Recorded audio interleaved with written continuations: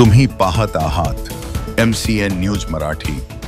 बुलढाणा जिल्ह्याच्या मेहकर तालुक्यातील हिवरा खुर्द येथे नानासाहेब देशमुख कृषी संजीवनी प्रकल्प अंतर्गत 18 जून रोजी महिला सभेचे आयोजन करण्यात आले होते।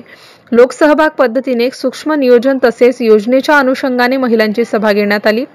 या प्रसंगी सहाय्यक कृषी अधिकारी RD झोरे यांनी प्रकल्पातील विविध बाबी आणि अंमलबजावणीसाठी लोकसहभागाचे महत्त्व महिलांना पटवून सांगितले। गावाच्या सर्वांगीण विकासासाठी उपस्थित महिलांना कृषी आधारित योजनांचा वापर करणे, महिला बचत गट, महिला शेतकरी प्रधान गट, शेतकरी उत्पादक कंपनी यांना प्रोत्साहन देणे याबाबत मोलाचे मार्गदर्शन करण्यात आले।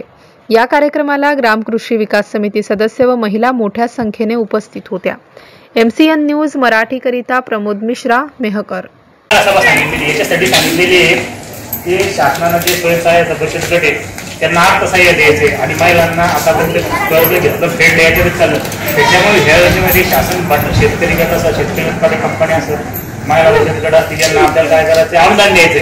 त्या दृष्टीने महिला सभा घ्यायची आपल्याला, जेणेकरून जे तुमच्या प्लॅनिंग सूक्ष्म मायक्रो प्लॅनिंग म्हणजे सूक्ष्म शेवटचा भाग म्हणजे तुम्ही तुमच्यापासून जे आपल्या सगळं आराखड्यात टाकायचं आहे, नंतर आपल्याला शेतकऱ्यांना चालू घ्यायची, त्याला आपली मंजुरी घ्यायची। तर त्याच्या दृष्टीने जे तुमच्या डोक्याला असतील, समजा जे प्लॅनिंग असतील, आपल्याला आराखडा आहे, आपल्याला याचे पैसे लागत नाही टाकायला। जे आता मी जे आपलं आता जे सुचवलेलं आहे ते सांगतो मी।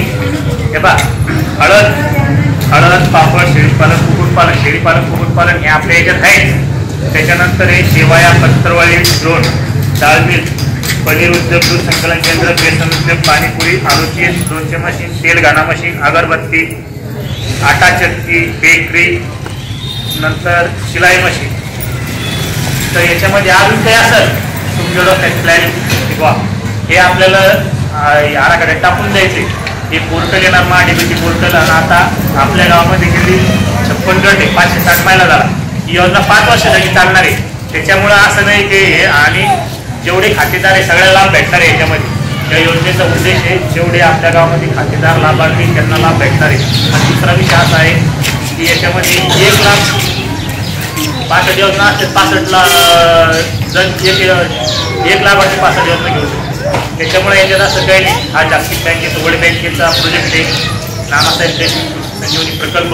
त्यासाठी याच्यामध्ये आपण असं नाही की याच्यात ठिबक सिंचन स्प्रिंकलर आहे, जे शेती असते त्याच्यासाठी शेडनेट आहे, पॉलीहाऊस आहे, फळबाग लागवड आहे, हे तर आहेच। याच्या व्यतिरिक्त जे गट असतील, गटांना शासनाचं अन्न प्रक्रिया उद्योग म्हणजे काय, अन्नावर चालणारे जेवढे म्हणजे शासनाचं उद्देश काय, उदरनिर्वाहाचं साधन बनलं पाहिजे। जे याच्यामध्ये जे स्थलांतर होतं हे रोखलं गेलं पाहिजे आणि शेतकऱ्यांना जास्तीत जास्त जे भाव भेटत नाही। आता हे योजनेचा उद्देश काय आहे की जे आता पाऊस कसा पडून राहिला, एकदम अति पाऊस पडून राहिला आणि अति पाऊस पडल्यामुळे काय होतं, अतिवृष्टी होती, ह्या दृष्टीने जेणेकरून शेती उदरनिर्वाहाचं साधन म्हणजे शेतकऱ्याला याच्यापासून 2 पैसे भेटले पाहिजे, शेतीपासून भेटले पण उदरनिर्वाह साधन बनलं, जेणेकरून शेतकऱ्याला उदरनिर्वाह चालला पाहिजे, हा शासनाचा उद्देश आहे। तो सफल करण्यासाठी ही योजना आहे। तर त्याच्यासाठी याच्यामध्ये फळबाग लागवड घेऊ शकता। आता शेडनेट आणि पॉलीहाऊस का दिलं आहे शासनानं की याच्यामध्ये काय होतं, पाऊस पडतो, गारपीट होते। तर याच्यामध्ये आपण जर पॉलीहाऊसमध्ये नाही तिथं काय 50 रुपये जोडी नाही सध्या,